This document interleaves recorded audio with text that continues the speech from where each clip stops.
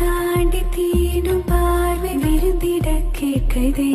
ஓ தீண்டி தீண்டி தேகம் தோண்டி தீனை மூட்டுதே. பூவுக்குள்ளே தேனை சுவைக்க நாணத்திலே நானும் சிவக்க ஒளிந்திருக்கும் ரகசியத்தின் விடை தேடி தீர்க்கிறாய். காதோறும்